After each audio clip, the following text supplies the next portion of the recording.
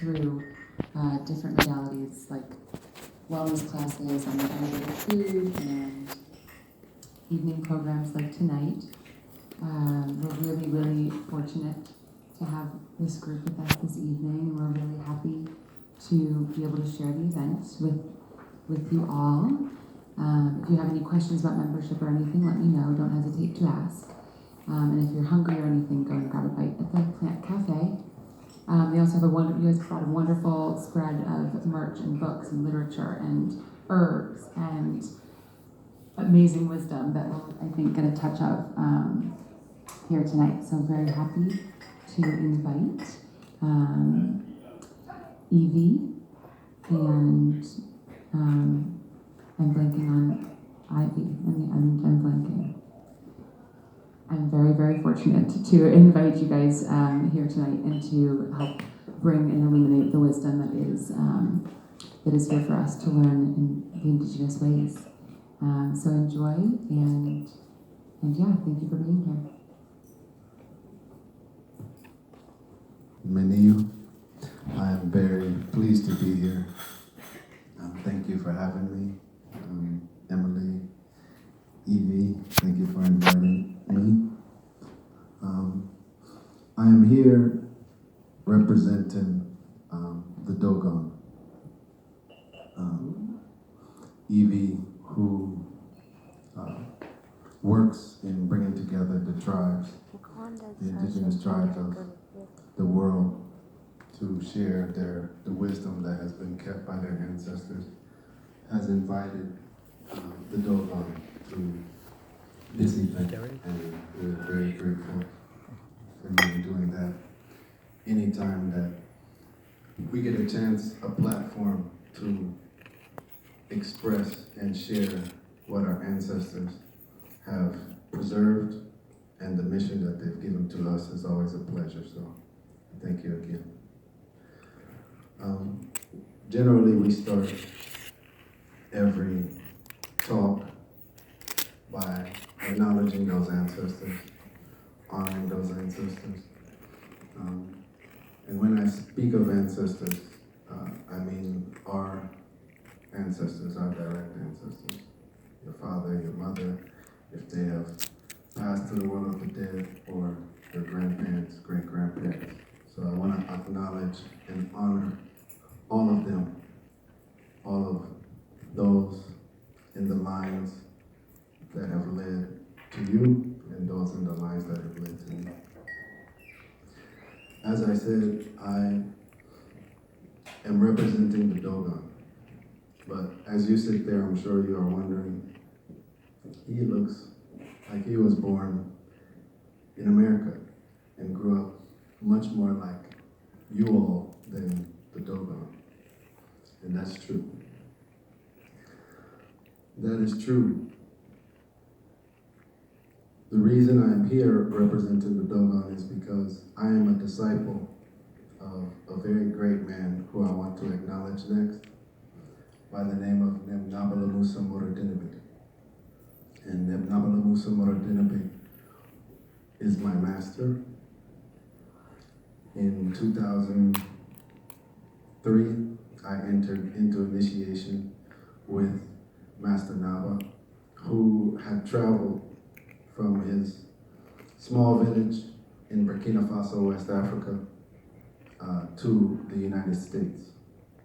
And he traveled with the mission to bring the education system that is known throughout the world now as the mystery schools, the Dogon mystery schools, to the West. For all of those lines, all of the bloodlines, all of the families, all of the branches of humanity who have become disconnected with their ancestry, disconnected with their ancestral ways, disconnected with their indigenous ways that connected them to the earth. And he had come to the States to start a center in order to give people a chance to return back. He himself was a Dogon. But the way we understand the Dogon today in the West is not the way that the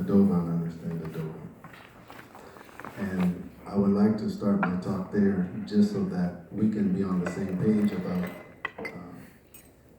who I am and what I represent, and who my master was and what he represented. Today, most people know of the Dogon by their astrological or astronomical knowledge, which is really kind of ironic. Today, the Dogon are known far and wide because in the science of astronomy, they had identified Sirius B before the Western astronomers had identified it. They had told Western astronomers about stars before the technology of their telescopes could verify them. And when they first told them, "You're not how we are in the West," they told those Africans who lived in mud houses that you guys are mistaken. Our machines don't see those things. And maybe 15 years later, when the technology got to the point where they can see those things, they were like, well, those Africans told us about that 15 years ago. They didn't have machines in the village to tell them about it. So this is really how people have come to know about the Dogon. But I say that it's really rather ironic because now, because of that association with the stars, the Dogon are even now called star people. They're even now said to come from different planets. They're even now removed from the Earth. But the Dogon really represent Earth culture. And in representing Earth culture, the Dogon have presented themselves for the last few millennia as very humble people. And so when the Dogon became associated with advanced astronomical knowledge, many researchers traveled to West Africa looking for Dogon priests, looking to find out more about the Dogon. Many books were written about the Dogon. There's over 100 books published about the Dogon, but not one written by a Dogon. Well, until my master wrote his books. But before then, not one written by a Dogon. So there was a lot presented, but very little understanding had. In the West, a lot of us see that whatever way our leaders, our politicians, our decisions, our behaviors have taken the world, have contributed to the world, it's gotten away from us, to say the very least. The rate of destruction has gotten away from us. What we're doing to each other as human beings has gotten away from us. And the overwhelming majority of people see that something has to change, even if the minority of people see that, well, whatever is happening is serving us. And we have to maintain it. But being in the West, just that idea, that realization can only go so far, because a human being, as we say in the Dogon schools, a human being is only what they're exposed to. As complex as a human being seems, we're really just what we've been exposed to.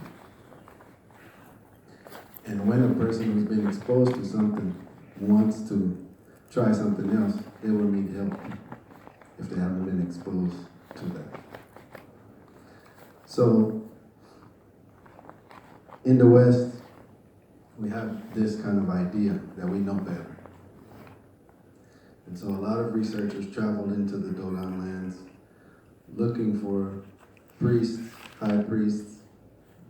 And there's one story that happened in a village that kind of makes us laugh in the initiatic temples.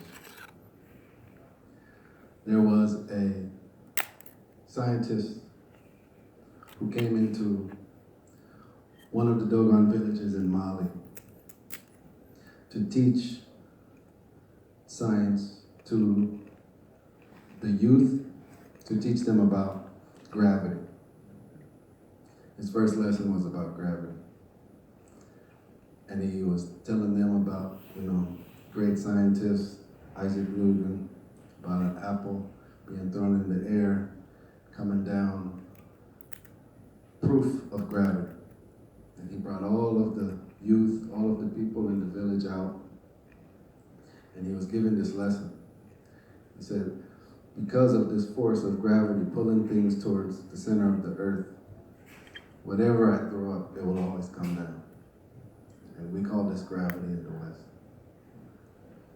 And the youth sat and listened. The adults at least pretended to listen.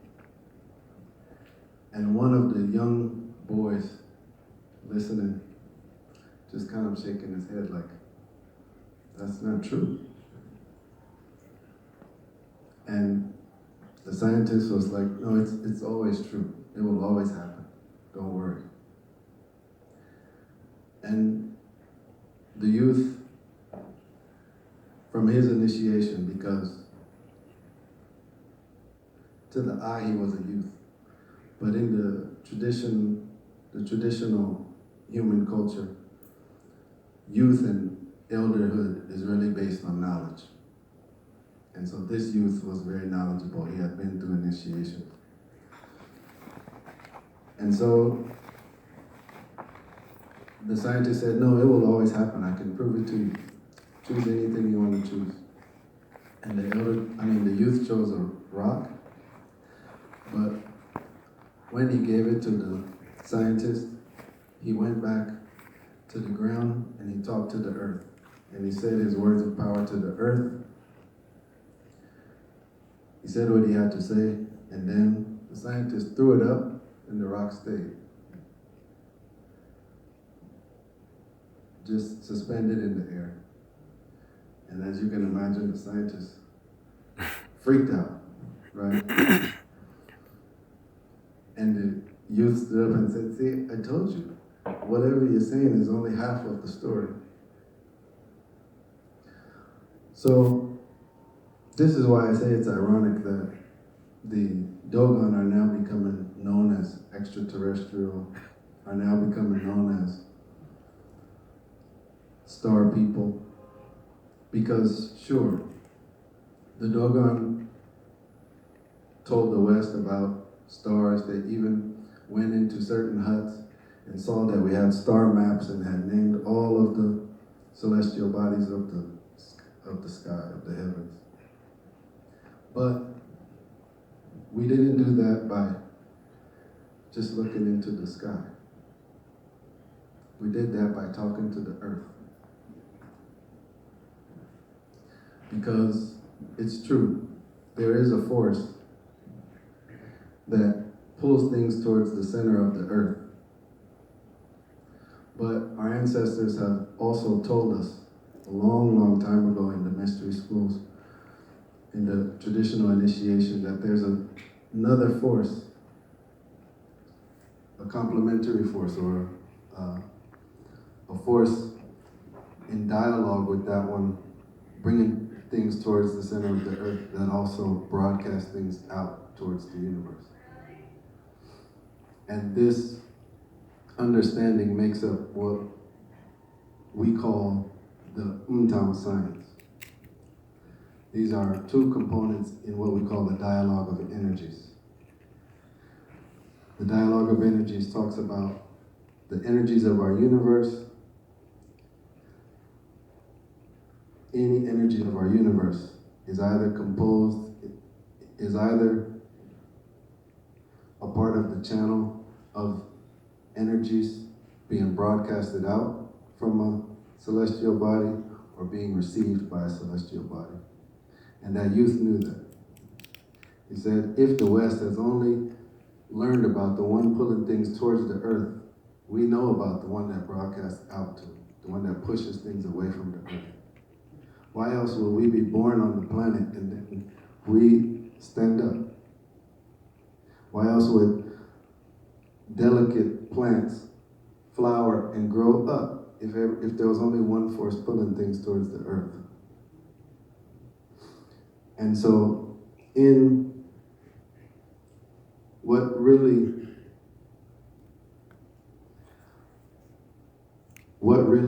humanity has to appreciate the Dogon and African civilization for is their knowledge of these very old, deep sciences, their knowledge of how to interrogate that energy that's leaving from the center of the earth, passing through all of the earth's beings, plant life, mineral life, human life, and being broadcasted out to the cosmos. We call that energetic channel the Bayouali channel. And our elders, our high priests, they are able to capture the energy of the Bayouali channel and read it. This is what you might see when you see a Dogon writing in the sand, or an African elder writing in the sand. And this science is a very, very old science, and it allows our elders to learn about the cosmos. Because if this is a dialogue of energies, whatever the cosmos are broadcasting towards us, we can learn about it through the planet under our feet, because it broadcasts back based on that communication. I hope everybody has followed me, because I tried to start with this science, because this science is really the cornerstone of the movement or the mission that Master Naba had. When we talk about astrology, which is a science that has become known in the modern world, and though it has been, attacked and even maybe I could say debunked as a pseudoscience, that science is operating under the idea that depending on the placement, the position of celestial bodies, they have an effect on our lives here, our personalities, even our destiny, what will happen to us in this day, what will happen to us in this period, what will happen to us in this era. And again, you can see the partiality of the modern thought, because that science, which was initiated in Rome, is saying that celestial bodies millions of miles away have an effect on us. But the one celestial body they don't take into account is the one we connected to, the one we're standing on. So when they read, okay, Saturn is here, Mars is here, they don't include the Earth in that. But we stand on the Earth. We're born on the Earth. Everything we eat comes from the Earth. When we die, we go back in the Earth. Where all of our ancestors have been buried is right there in the Earth. So if those celestial bodies have an effect on us, whatever effect this Earth is having on us almost makes that one negligible. And if we realize that there's this communication happening between these two channels, then we can even find out what those are saying by understanding the language of the Earth. So this is what the science is about. Following the energies of the universe, but by doing so, by interrogating the energies of the Earth.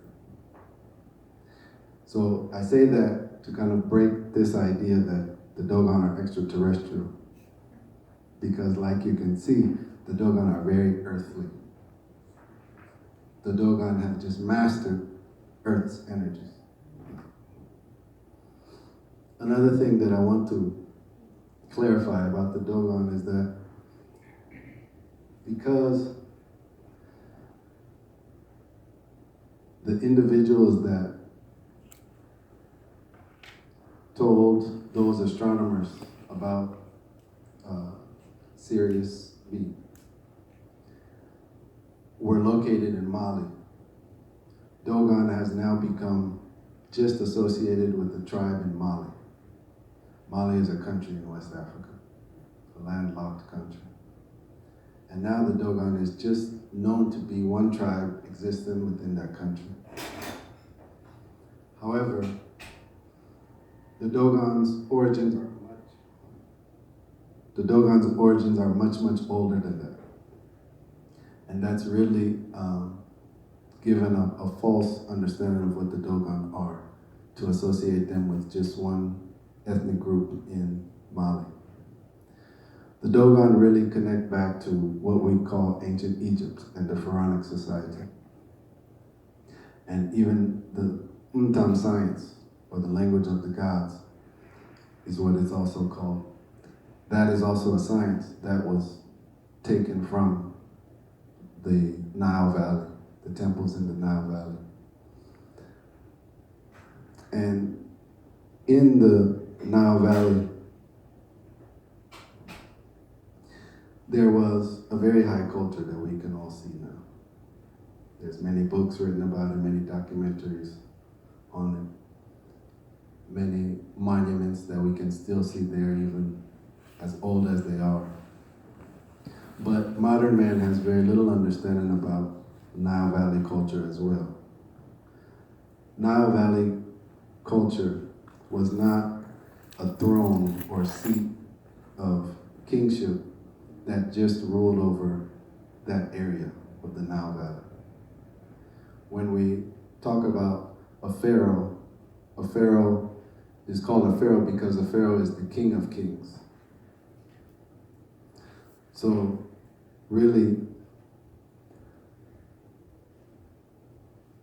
that civilization spanned all over Africa and even beyond Africa, because even now you find that, you learn that archaeologists are finding relics of hieroglyphs on in other countries, on other continents. The pharaoh was known as the king of kings. And being the king of kings, the wealth, the epitome of knowledge, all was at the resource of the person that was responsible for all of these people all over the planet. And so the Dogon were really the highest level of the society that were supposed to be in charge of the secrets for the pharaonic throne. So you have different lines within that society. You have the family that was in charge of keeping the knowledge about farming, how we can make sure to feed the people, what are the best and what's the highest level of knowledge of farming, what's the highest level of knowledge of blacksmithing. There was a family in charge of each aspect of society. And this is really what the Dogon were. So the Dogon lines are found throughout Africa.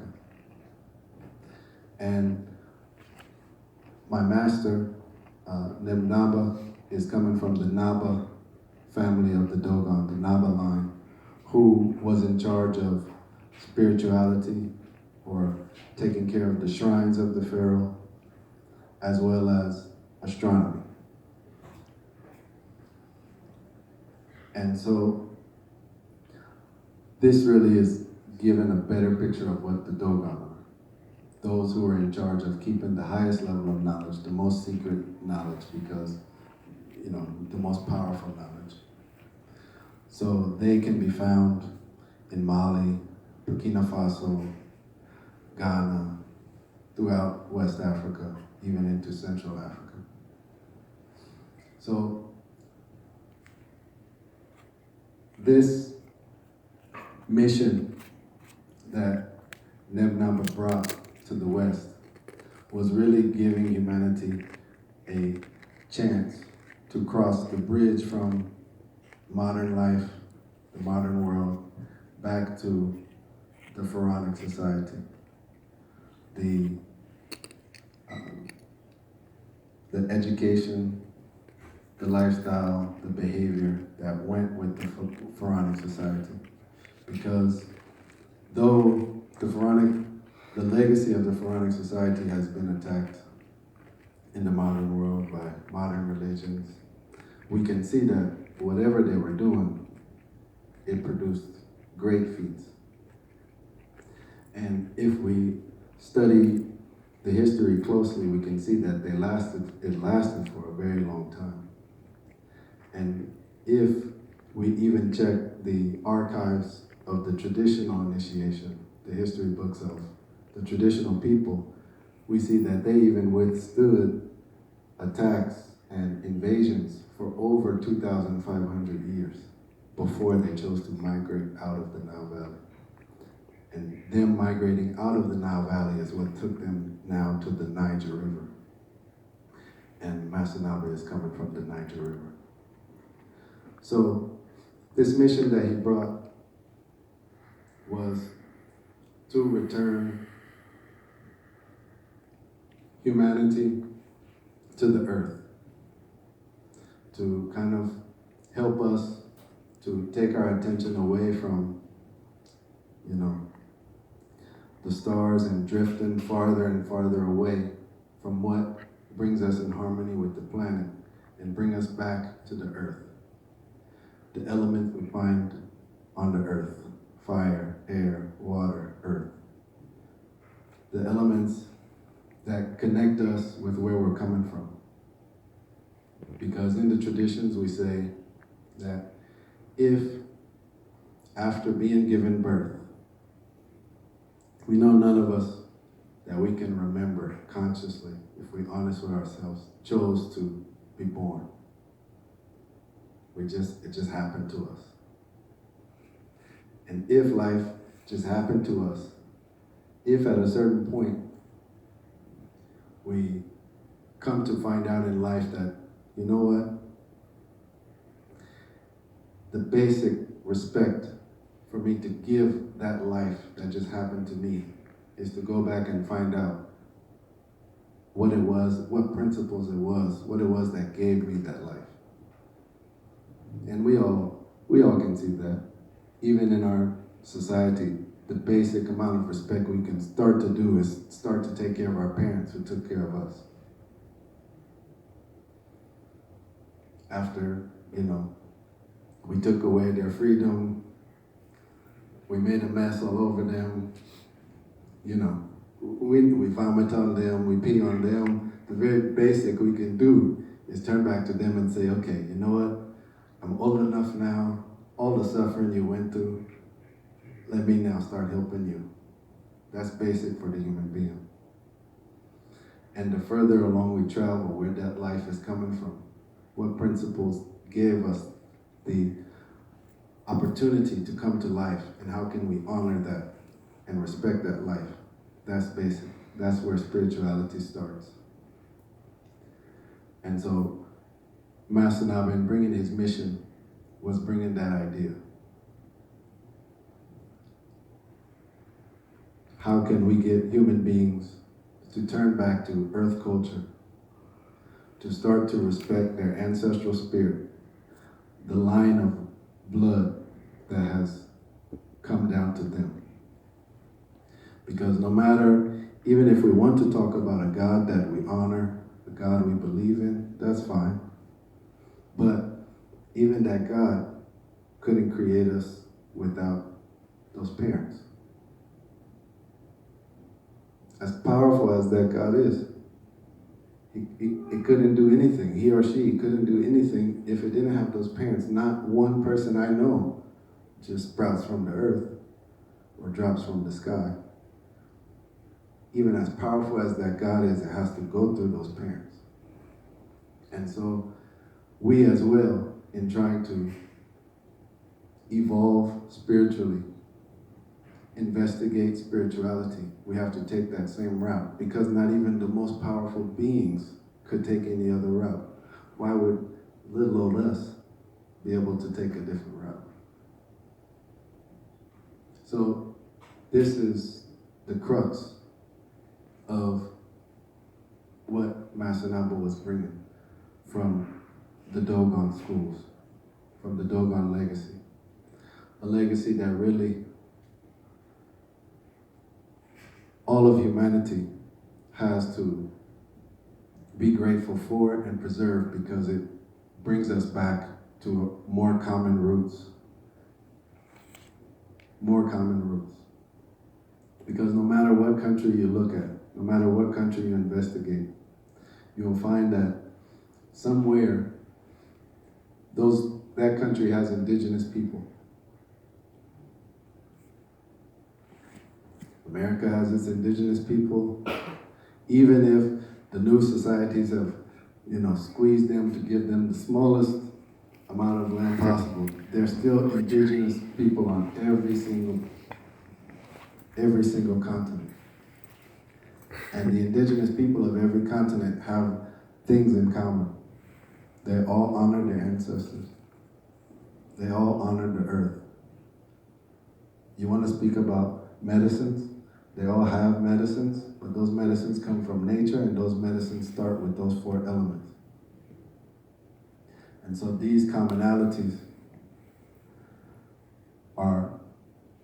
that bring us together, all of them are found in the Pharaonic society. And the Dogon were the ones that kept the knowledge that we saw as being most sacred amongst humanity. I don't know how much more time I have. I know I'm limited, and I didn't put a timer on. You're about halfway through. Okay, wonderful. One other thing that I wanted to talk about in that is that Naba, in being given his mission, and to be honest with you, I don't know how he received that mission. I wasn't there in the temples when he received that mission. I just know that when he received that mission, he had to approach his elders in the temples. He had to approach the king of his ethnic group and get their permission to travel across the ocean and bring this education that had been kept secret for so long out